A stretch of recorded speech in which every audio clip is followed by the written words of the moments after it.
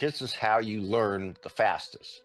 You try it, then you get feedback fairly fast so that you see what you did wrong. Then you retry it, and then you keep that process should repeat over and over again. And I think all of us, there are times when the pressure comes and it causes, a breakthrough in something you excel, you reach a milestone or whatever, and then sometimes you fail. And it's that fear of what's going to happen because of this pressure that um, sometimes we become too cautious because of that. Welcome to the BoldBrush Show, where we believe that fortune favors a bold brush. My name is Laura Engelbert, and I'm your host. For those of you who are new to the podcast, we are a podcast that covers art marketing techniques and all sorts of business tips specifically to help artists learn to better sell their work. We interview artists at all stages of their careers, as well as others who are in careers type the art world in order to hear their advice and insights. For today's episode, we created a compilation of advice from our past guests where we discuss the importance of continuous learning and experimentation, and how it becomes the foundation of your ongoing artistic process. Our guests emphasize the importance of reframing challenges as questions, embracing experimentation, and learning from both successes and failures. They also highlight the value of balancing fast and slow approaches to painting, as well as the need to adapt techniques to individual strengths and passions. The artists discuss the pressures of professional art, including deadlines and competitions, and how these can both hinder and inspire creativity. They also explore the significance of focusing on shapes, values, and the abstract qualities of a subject, rather than just its literal representation. Ultimately, this episode is all about encouraging artists to trust their creative journey, remain curious, and continually push themselves to grow and evolve. Well, and I think you hit on it. The neuroscience supports all this. So as a recovering lawyer, I'm a big researcher. So I read neuroscience in the morning to figure out how can you get better at something faster and what are the best ways to do it. So we'll be using those. And I would suggest Dr. Ellen Langer, she did a podcast with Huberman, and it's about 2 hours long, but it's well worth watching. She's one of the lead neuroscientists at Harvard University. So anyway, we extrapolated that and put it in here. So um, the the it's interesting to me because so I came up with what I call my Superman, your superpowers, and so really the here's what people do. If I'm in a workshop, I'll hear this. Oh, I really can't do shapes well. Oh, I'm not good at my values. You just have to reframe it, and it needs to come in the form of a question where it goes, how do I get better at shapes? How do I get better at values? That way you're not criticizing yourself and making yourself feel bad. And that's what stops people because it puts them in a position of fear.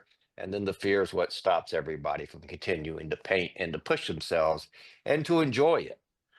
So there's actually, if you look at the neuroscience, you'll see that one of the things that there's this is how you learn the fastest. You try it, then you get feedback fairly fast so that you see what you did wrong. Then you retry it, and then you keep that process should repeat over and over again. Uh, and then there's another way, and it's called passive learning. So you just sit around and you look at your paintings and you go to art shows and you do this and you go to museums and you start figuring out what you like. Those three methods are the way you learn the fastest. So, like I'll do a painting, and then if I do a painting yesterday, in the morning with coffee, I'll load it up on Procreate and play with the design and everything in the morning on my iPad before I go in and start painting, repainting the painting again, just to play with it. So, and I'll look around and look for other ideas. So it's like Picasso said, don't just borrow, steal. So I mean, I know that's kind of taking it out of the far way, but because the process is like this. If you Everett Raymond Kinsler, and I love the guy, he was a fabulous artist. He would go, this is how the process, this is how you have to start the process. I will, this will be the greatest painting ever created of this type scene. And he goes, you'll be an hour into it, and you'll go, well, maybe this will be the greatest painting I ever painted of this type scene. And then he's another hour in it, and he goes, I hope I can save this damn thing. So that's kind of how the process kind of runs. So you need to take a lot of breaks and back up. You don't want to slide into that process, but that's mostly because so if you take your breaks and you go in and you do it the way I do it a different way for most people because I felt like we need to learn values and shapes, and most of us were drawn into this for color, especially later in life. So and a great artist, Ned Mueller, told me one time when I was first learning, he goes, Bill, if you just did values for 2 years, you can jump way ahead. Of course, I was in it for color. So I went, I can't do that. So I've come up with a method where I work on my value and shapes first and I keep color away from it. And then I get to put my color all in it. And it works much faster. Watching people in workshops is way better for 'em.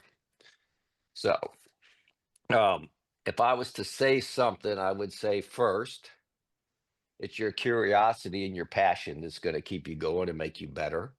But you do have one superpower. It may not be value, it may not be shapes, but so mine would have been color. I can see color fairly well, and that's my passion. That's why I got into it. People call values this different words. So words are slippery. So people go, well, most people aren't good at drawing. Well, to me, I just turn that into values and shapes. And that's really a drawing. That's more palatable for me to present it that way. So you pick your one that you're really good at, and you know that's your superpower, and you spend 80% of your time just playing in that area. And then you find your others. Like for me, shapes are one of the hardest things in the world, and basically that's drawing.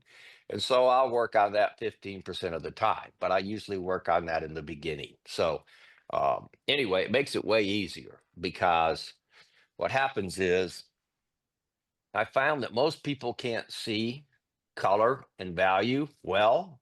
So light yellow looks lighter, dark blue looks darker. So what I do is I create my design in in a black and white, and I use chromatic black by gambling because it's transparent. And matter of fact, all my paints are gambling. I say I'm a gambling man. It's because they're very consistent and the tubes don't crack and break. So I like them a lot. But anyway, as I'll create it with a mixture of titanium white and my chromatic black, and I'll mix up three puddles and I'll start my design. And I do this even in a plein air competition or when I'm outside. And that's how I lay out my design. And I'll use three values. Now, there's a rule, if you know about the people that do the Disney studios and those type people, and it's probably more well known. Like there's a 70% rule. You want to be like 70%, something major. And I found that to be very true. So I'll have a medium, a dark, and a light value, and I'll make one of the values what I call dominant. That way people don't get caught up in 70%. So that's a design thing. So that's like this, the easiest way to remember it is this. If you have a great room, you're going to want a couch in there. If you don't have a couch, the great room's not going to look good. So I always go in with a 70% rule or my dominant value. Then I have two values left, which is about 30%. One of those values is more dominant than the other one, also by about is dominant. So 70% or whatever. That lines up my design the way I need it and gives me my big shapes. Now, you may go, well, how does this dominant value thing apply in the smaller things? Well, it does.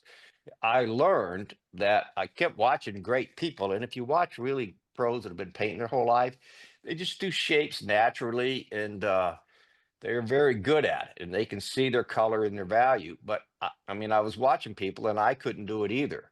So I learned that if I had a pile of rocks, the way to make it bigger or better, much better, or clouds, was to put a dominant rock in there or a dominant cloud. Try it. I guarantee you it'll save that rock pile or save that section of clouds. So it works on your big design also. And so all you have to do is lay it all out.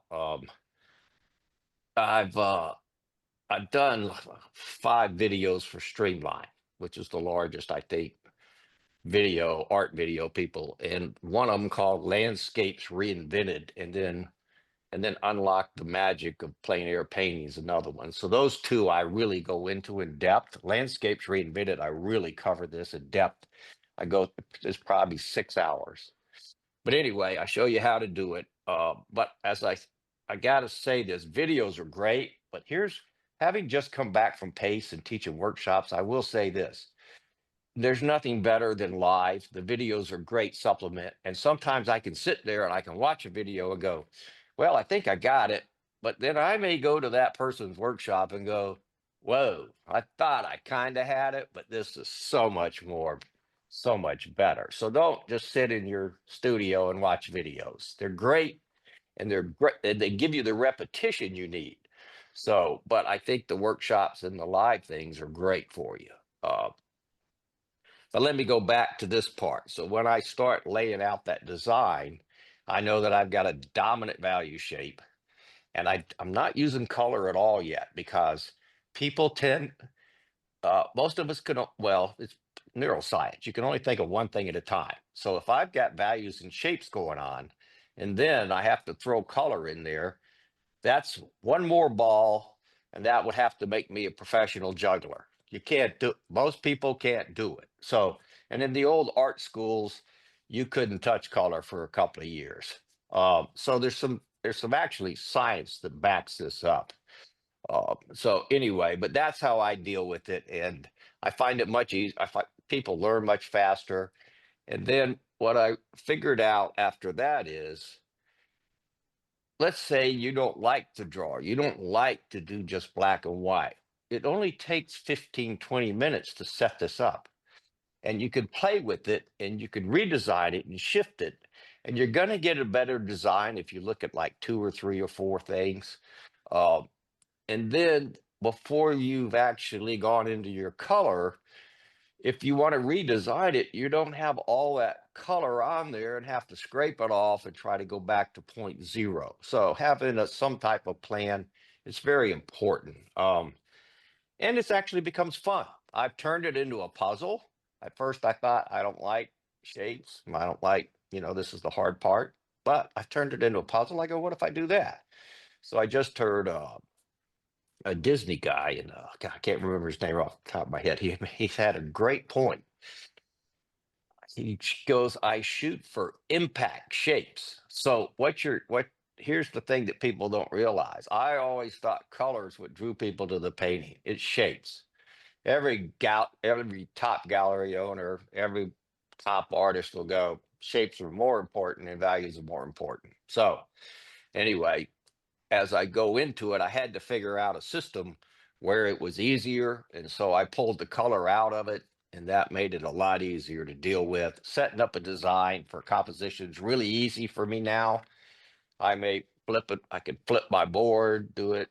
A lot of people do the little notans on those little things. I prefer to go right to the canvas because by the time I get do six, three or four of those others, I have to convert it over to now my panel, which is a different size, and then I've got to deal with that issue. So I just do it all on there in black and white, and I put it on real thin. And I mean, actually, it's on so thin that I can plein air paint right over it, and it won't mess me up. Okay, here's the other reason for that: all colors relative. So if what it used to be before they had chromatic black, I was doing warm tonals with like a transparent red oxide.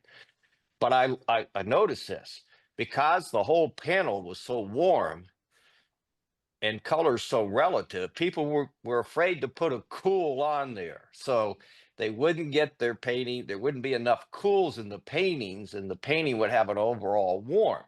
So by staying in a neutral color, you don't influence the other colors you're getting ready to put on. And that's why Richard Schmid would go like this: if you have a strong color, get it on there earlier.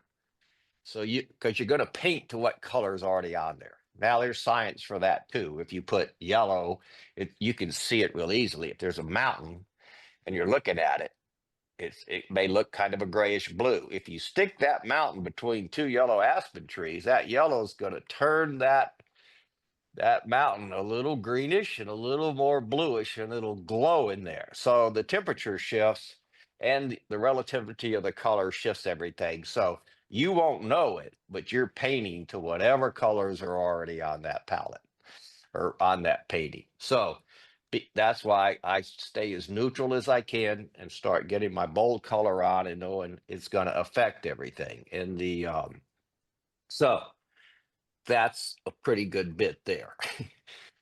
um, if you have, I can go on if you want me to, Laura. If you have a question, I'm glad to take it. Yeah, I think every place I've gone to has a strength and a weakness to it. And, my purpose in doing all of these things is to find the strength from them all and pull. Um, I don't think any one school is going to give you everything. So illustration allowed me to delve into kind of the idea of telling stories and being narrative with the work, but also working on the process of it. So animation also did that as well. The idea of like sketching all the time. If you were to put yourself up against, not you, but if artists were to put themselves up against like a Disney animator, they can sketch amazing, like so fast. So one of my teachers at the Academy of Art University was Sherry Sinclair, and she had worked at, I think, as a cleanup artist on Mulan, and I was just fascinated at like how she did this one task, I think, of cleanup for line and just making it beautiful and calligraphic, but the ability to just sketch on demand and quickly. So my whole thing with all of this is just been able to extract all the good from everywhere that I go and put them together, and then have a lot of time to reflect and make sure that I'm on the path that I want to be on, and not that somebody else's kind of somebody's aesthetic taste has been kind of thrown on me to head towards it. Yeah. It's tough because there's no path for that. That's really a lot of downtime and thinking. But yeah, so I think a lot of a lot of each aspect. There's also the Illustration Academy, which I went to, and that's Mark English, Gary Kelly, Sterling Huntley, Anita Kuntz, C.F. Payne. A lot of I sorry to just throw names out, but a lot of illustrators that have a whole process before they get into making a painting. And I think ateliers are a little bit more backwards, where sometimes they're just mimetic. They're like working from the model, and then they come up with an idea after. And I'm always trying to figure out all the variables of ways to kind of make pictures. And then you have a toolbox that you can kind of pull into. So, Yeah, and it's really interesting, especially what you mentioned about speed also, because it is really awesome that, especially, in illustration, right? There's that speed, one, because, you're producing something for a client, and it's more from like a business standpoint of like, okay, well, I have a deadline. But with like the atelier system, especially with my experience, it is such a slow process. At least, in the ateliers that I've studied in, there is an emphasis on taking your time, which when one of our instructors, with Michael John Angel, mentioned it, he was like, these works are unsellable because it takes so much time that if you had to account for like your rent, the cost of schooling, the cost of materials, and the cost of labor for these paintings, it's unsellable. It's thousands of dollars, unless you have, a collector in the future who really wants your student work, which is, it's pretty rare that that happens, if at all. It's just gonna sit there, and it's a fun exercise. It's still, useful, and I hear a lot of, people who have gone to academies who later on say, man, I wish I would have enjoyed, my cast a little bit more, because it is actually fun to slow down. But of course, that doesn't. It's that balance of like, well, you can't really slow down that much if you're going to live as a painter unless you have a day job or unless you have another means of income, because that's that delicate balance that comes in, which is really interesting to me, because it's, once you're out of the academy, it's like, okay, I gotta I gotta make money now or have some sort of job while I try to figure out the process that I want to have for my work, because like you said, there is a lot of like just working from the model and then doing something with it after. If you're someone who wants more narrative stuff, or you want to do something a little bit more fun, fantastical, or just totally different from the academies, that takes a lot of unlearning or a lot of exploration, a lot of experimentation, which Mhm. unfortunately, those are some things that the academies don't necessarily promote in their students, is the Mhm. experimentation side. So, you know, like for example, like if someone wanted to improve their technique, right, what would you suggest to them? Yeah, I guess I would, technique of what? Well, in, you know, just learning to paint better. Oh, paint butter. Yeah. Yeah, I would just say it's all over the place because, you know, it depends on where they want to go with it. You know, Mhm, if mhm. you want to, like, I could see like value or utility in doing like daily paintings. Like if you've never painted, why not jump right in, right? So my whole thing always was like learn how to go really fast and then really slow and find the two poles and then figure out in the middle what overlaps with you, right? And that's where like Jacob was a slow painter, even though he can paint fast. And then Max was a very fast painter who could paint slow. And I was like, I'm going to paint with two of these. And I remember when I went to Jacob, and I said, "Do you know Max Ginsburg?" He said, "Of course I do." And he said, I'm gonna paint with Max." He said, "You shouldn't because you'll probably get confused." And he was completely right. However, I still did it. I just didn't tell Jacob. And Max was like, I would go to the art students league and we would just do like 3 hour portraits every Saturday. And then over at Water Street, we would do 70-hour cast drawing or whatever, 3 months, that kind of stuff. But for me, I was like, I didn't bridge a gap between how to go really fast and really slow yet. It was like also trying to master the materials and understand color and how to make tonal progressions. And there's just too many variables, you know, where like we can totally overthink it at the beginning, but why not jump in and then assess and then figure out which way I want to go? But I was always, let's get these two skill sets so I can go really fast and really slow. It harks back into when I was an animator. So animation was all about fast, fast, fast. And we would go to sketch nights. The Academy of Art University provides free models. You could do like 3 different workshops every night. Some of them were 20-second sketches. Some of them were anatomy workshops. Some of them were like 40-minute poses. 40-minute poses for them was super super long, right? Yeah. So I just remember I was in a class one day and somebody was like, "Are you going to sketch tonight?" And I didn't know anything about these workshops yet. And I said, "What do you mean?" And in our one of our goals was to fill a sketchbook in a semester. And I said, "What do you mean? Where are you going to sketch?" And I walked in the room with him that night because I was like interested and realized I was late to that party because there was already like 50 people there sketching. And I was like, how do I not know about this? Yeah. And then I just used that as fuel and then went every single night to at least one of these, submerging myself and getting really fast at gesture and working with a pen so that I couldn't erase, like to articulate it, right? And it's the same way in which I do it with paint now, which is like, you know, learn how to go really slow, learn how to go really fast, and then you can be economical when you need to. And then the other thing is I get asked a lot, like, how do you loosen up? And it's like, well, there's the quote by I think it's William Merritt Chase, and he says it takes two artists to paint, one to stand behind with an axe to cut the arm off before the artist destroys it. And you would watch somebody like Max paint from an abstraction into naturalistic painting, but Jacobs was a little bit more linear, where you would actually see it progressing. And I thought, I want to have a whole toolbox to just pull from at all times. And if I can do that, then the world's just my oyster to play with. And it's interesting, I did it myself, and I see a lot of my students do the same thing. They spend way too long on a plein air piece at the Mhm. beginning. Um, and by the time they're done with it, the light has changed 3 or 4 times. The scene is completely different. In fact, there are some students, it kind of boggles my mind. We start in the morning, do, start working on a plein air piece, and then we break for lunch and they come back, and in the afternoon, they're working on the same piece, and the light's completely different. I try to talk to them and say, well, the light's different. Why don't we start a new piece? Well, I've got to finish this first. I'm almost done. Yeah, but it, but it's a learning process. When you I spent so much time early on when I would try to finish a painting. Um, and plein air is hard. It's really hard with all of the everything changing all the time.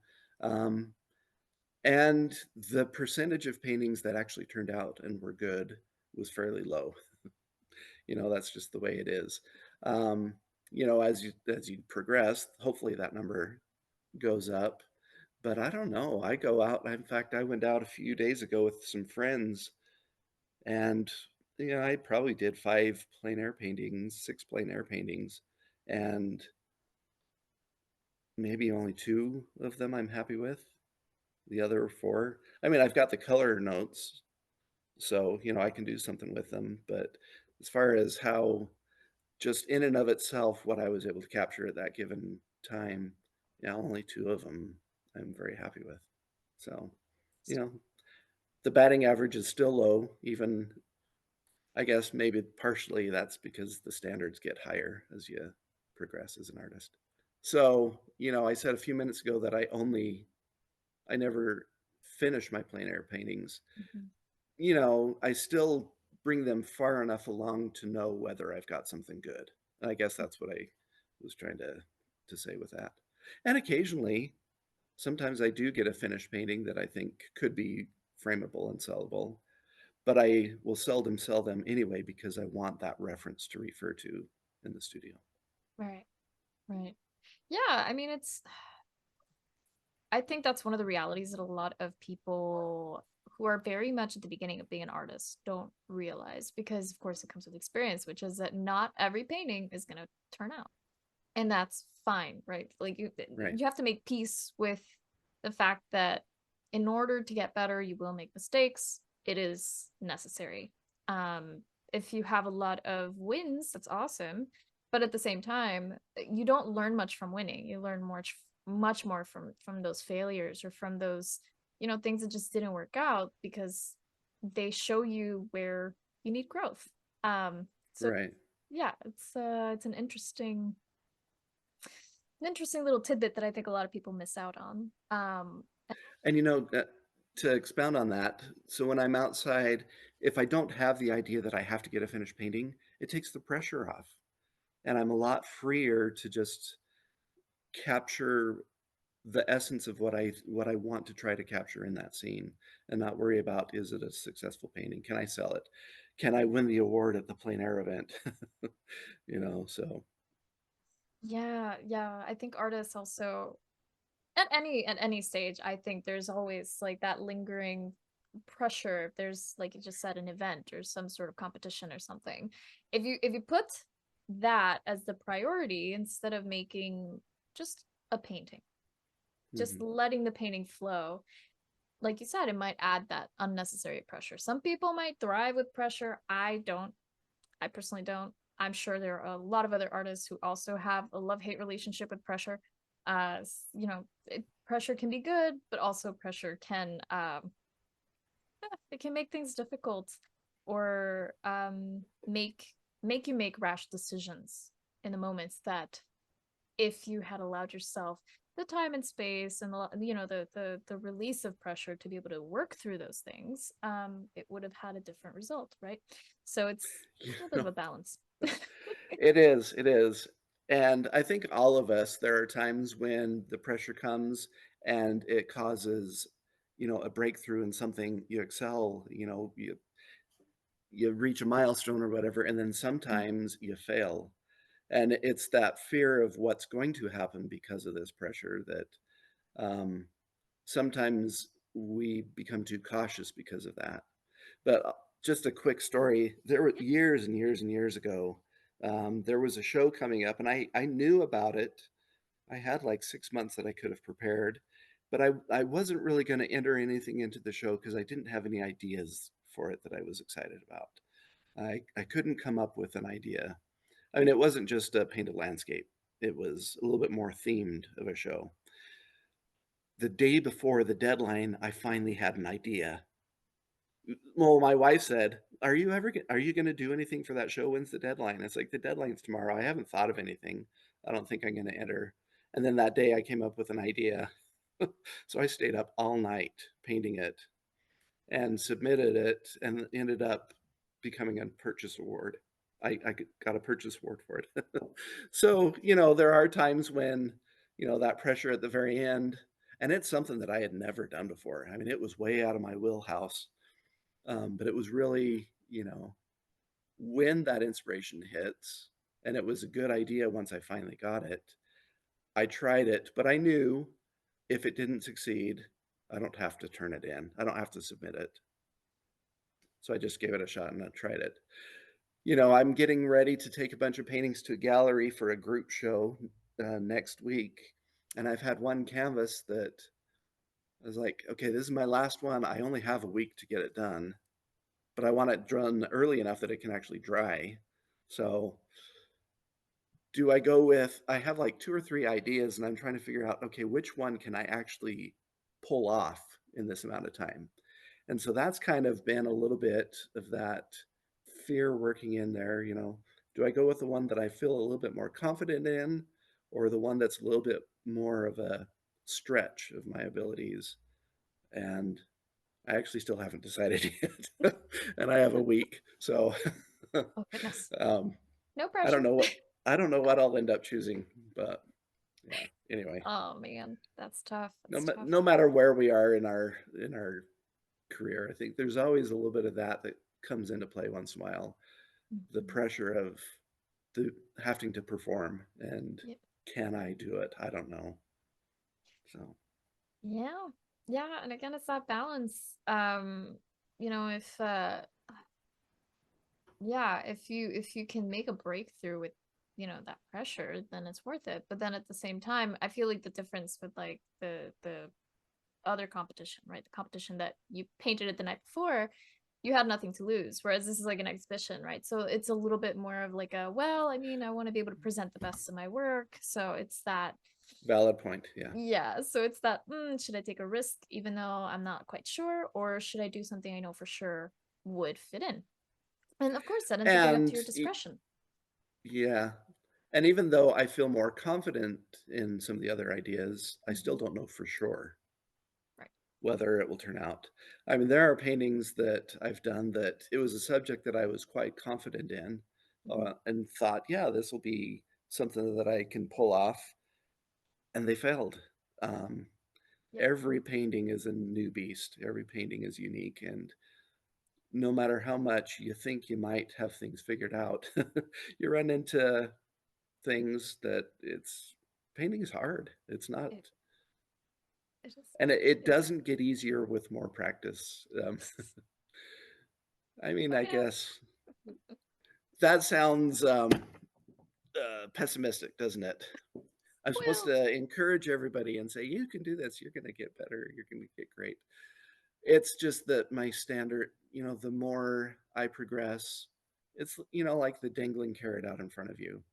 Um, it doesn't get easier for me. In man. fact, I look back at some of my earlier paintings and think, how did I do that? That was good. I can't do that anymore. Um, Huh. so I don't know. It's, you learn, you grow, you change, you evolve, and it's never stagnant, or it shouldn't be. Yeah, If it that's becomes stagnant, then I think there's a problem, and it will show in the work. So totally, totally. Yeah. And I mean, it's organic, right? It's kind of like how I was saying, not every painting's gonna pan out. And oftentimes we think that technique is this kind of like up, right? Like a line that just, goes up, right? right, Like perfect line that just goes diagonally up. And we get better over time. But it's a little bit more like the general trend is up, but maybe you have like in the chart you have like points that go a little higher than the line, a little lower, a little higher, a little lower. And right. their average, I guess, is that you improve over time. But the reality is you get a little better, maybe it's not so great. And you get a little better, maybe it's not so great. Um, and that's the And normal thing. sometimes it feels like an artist that it's not necessarily, that going up. It's more Mm-hmm. like you're wandering all over the place. Sometimes, yeah. Yeah. But I guess maybe that's in part my tendency to want to experiment and try new things.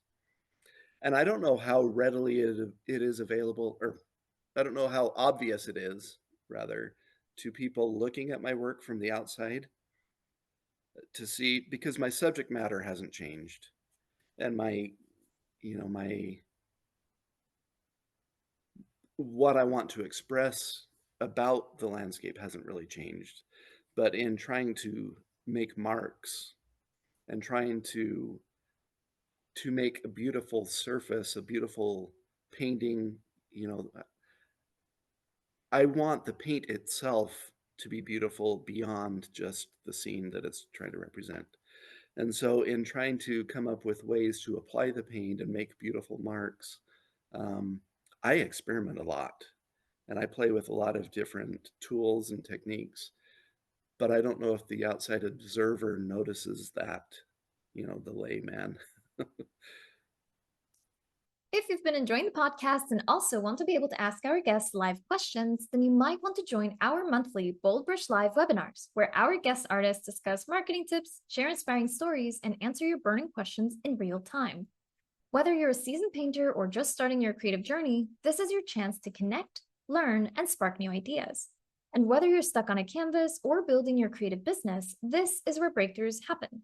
Don't miss out. Ignite your passion and transform your art practice by joining us. Our next BoldBrush Live webinar is coming up on the 9th of October with our special guests, Scott Burdick and Susan Lyon. You can find the sign-up link in the show notes. At BoldBrush, we inspire artists to inspire the world, because creating art creates magic, and the world is currently in desperate need of magic. BoldBrush provides artists with free art marketing, creativity, and business ideas and information. This show is an example. We also offer written resources, articles, and a free monthly art contest open to all visual artists. We believe that fortune favors the bold brush. And if you believe that too, sign up completely free at boldbrushshow.com. That's BoldBrush show.com.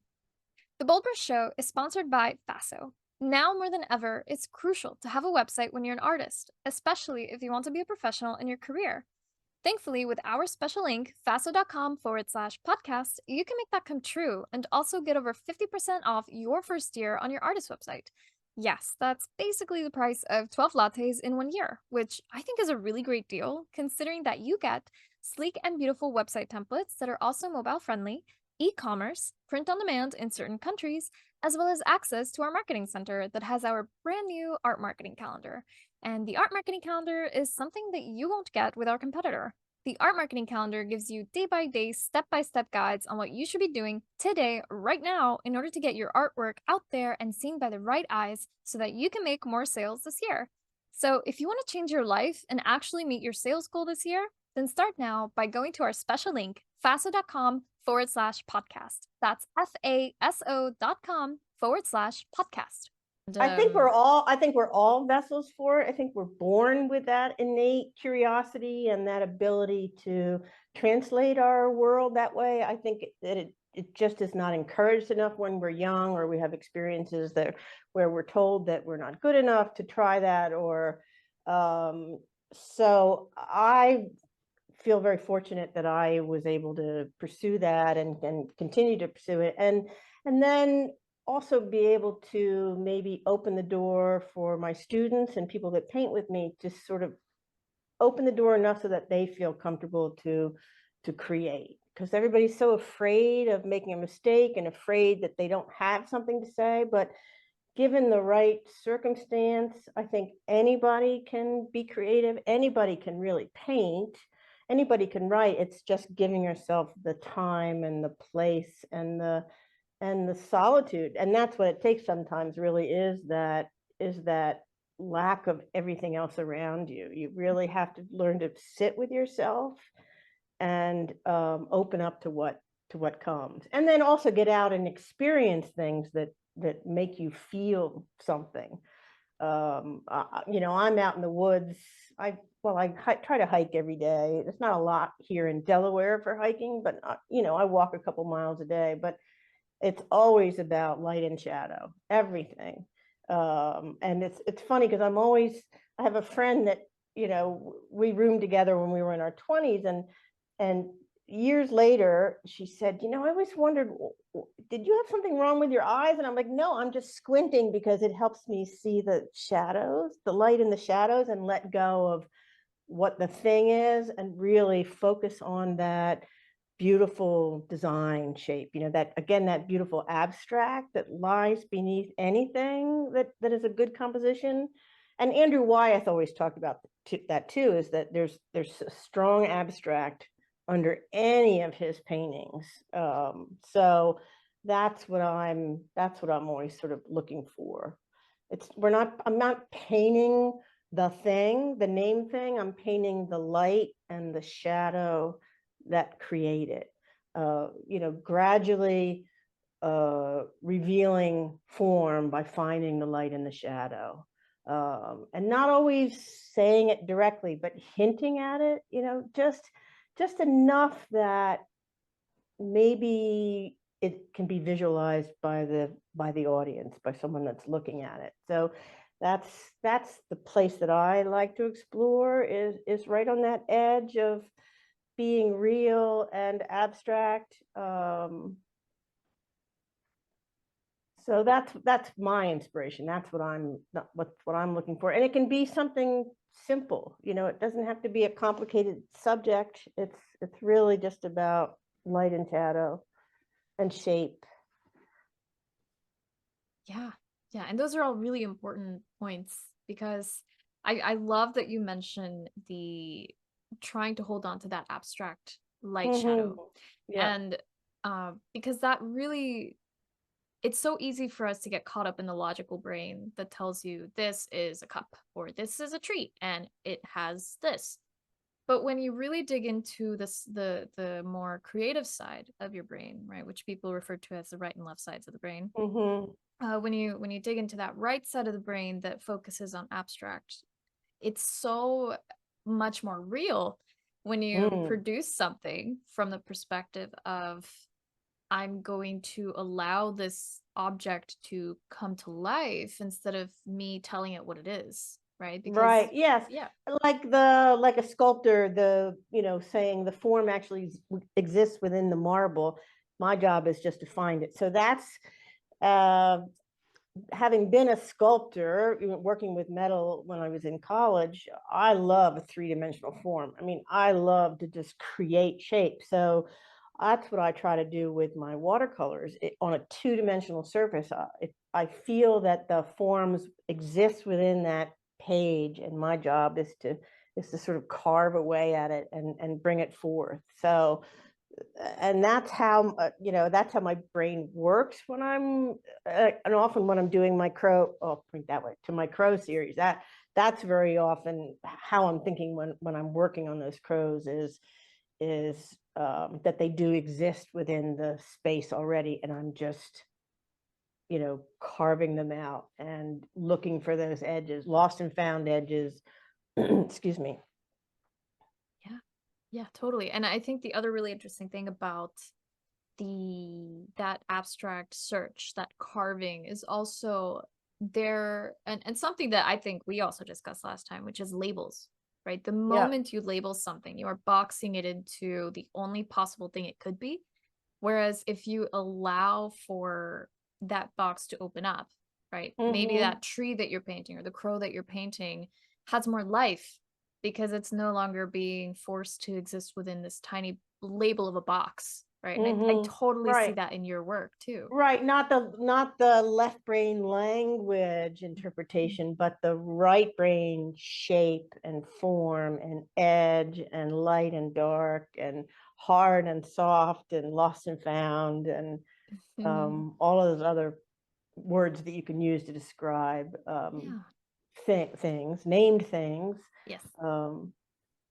Yeah. I mean, and I think that's the beautiful part about painting as well, is that the visual language of something goes so far beyond words that that's what makes it so important to, yes, I recognize that this is a tree, but I'm not going to allow that to prevent myself from painting its essence, because what you feel. And that's what I say to my students. We're not painting the tree, we're painting what we feel about the tree. Like, how do you feel? What does it move in you?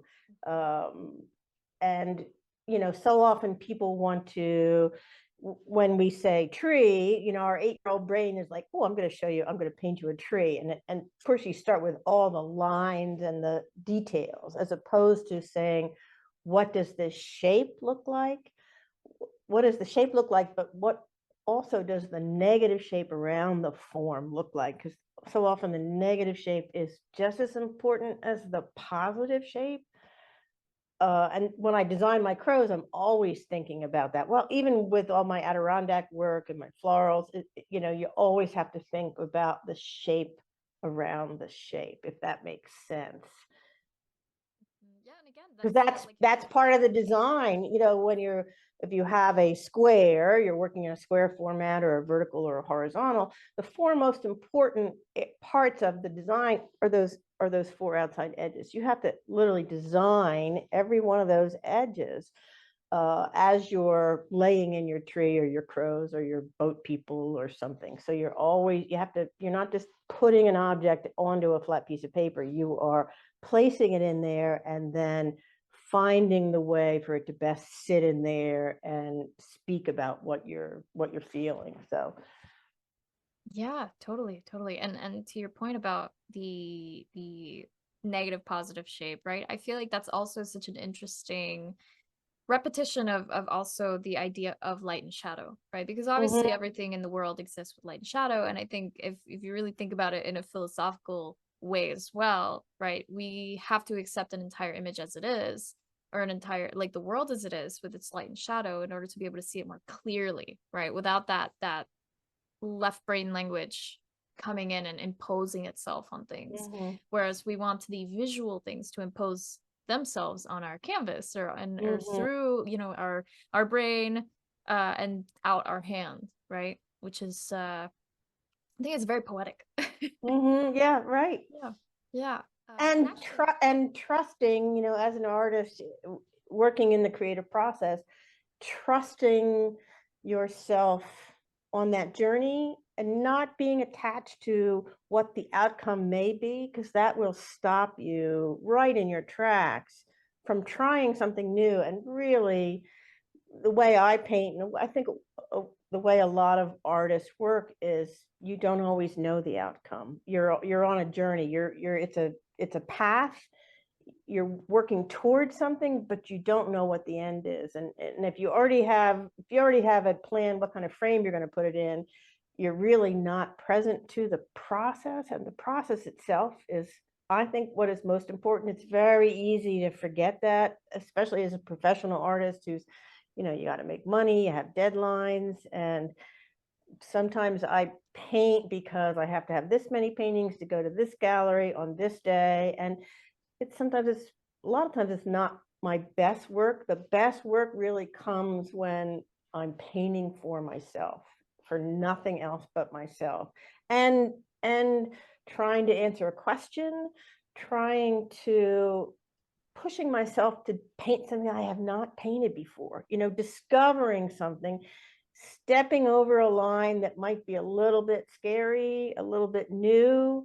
Maybe 1 in 10 paintings, I take a risk that takes me someplace new. And that's the best feeling, when you are able to cross into a different place creatively and paint something you have not painted. And I think that's why I have such an array of different subjects that I do, because I'm so curious about so many things. Having a formula for me is really difficult. I can't paint the same thing over and over, because I get really bored, and I lose my inspiration. So I like to do things in series, maybe a series of 3 crows, let them speak, and then move on to some of my Adirondack work or some florals. And then I have the teaching that I do a lot as well. So that kind of will interrupt that cycle a little bit, which can be good for me as an artist, because it's completely different to be a teacher than it is to paint for yourself. People so often think it's the exact same thing, and it's a completely different experience, teaching a room of 20 people in person or 90 people on a Zoom class than having 2 weeks in my studio where I don't have to talk to anybody, where I can just really be present to what something that might have been churning inside that I might want to say, and I'm not even sure what that is. So some days it's just put paint to paper, just keep touching the page, keep drawing, keep the energy moving. And that's often when you get those little sparks, is when you're not expecting something to happen, but you're just exploring. As you come up through the ranks, you emulate other artists that you admire, Mhm. and you want to paint like them for a while to learn. It's okay to do that. It's okay to take a Renoir and paint like that for a while, or take an Anton, Western art, or a Matt Smith, and paint like that for a while, because you're learning different things about how they go about it. But in the end, you have to do your thing. You have to, like you said, take all that information and funnel it and do what's best for you. You can take all the workshops you want in the world. You can watch all the videos you want to. In the end, you have to funnel it out and do what's best for you. What works for you? There's different ways of attacking a canvas. There's different ways of painting.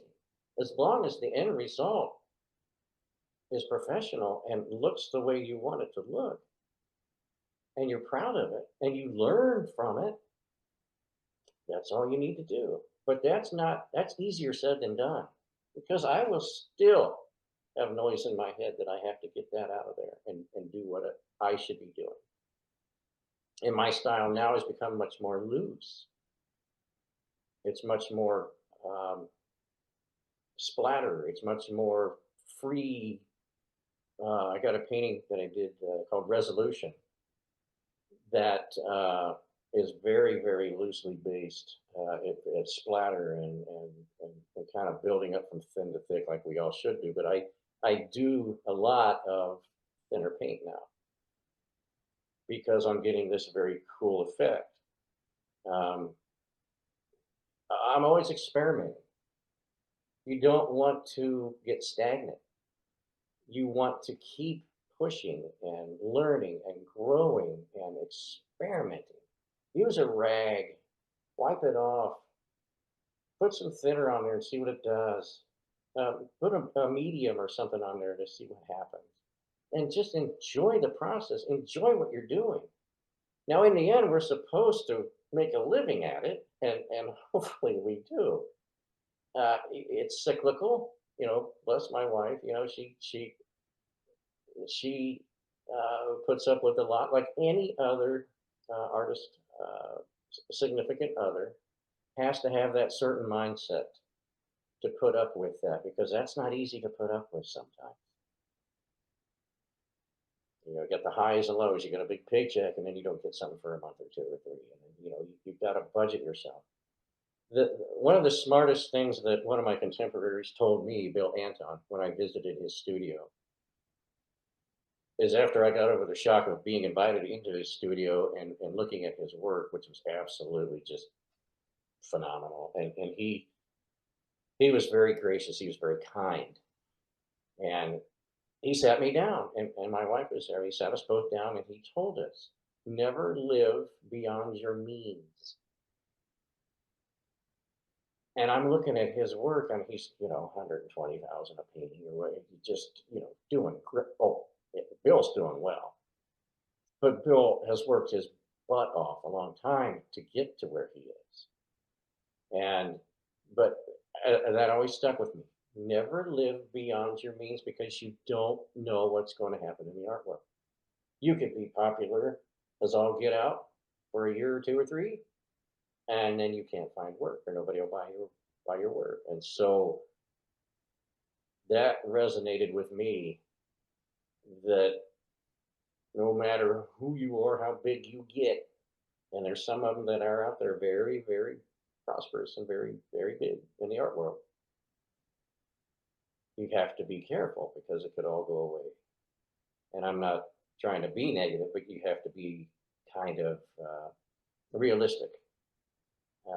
And that's why I believe in experimentation and kind of reinventing yourself and kind of keeping things fresh and kind of keeping things um, driven within your mind. Attack it.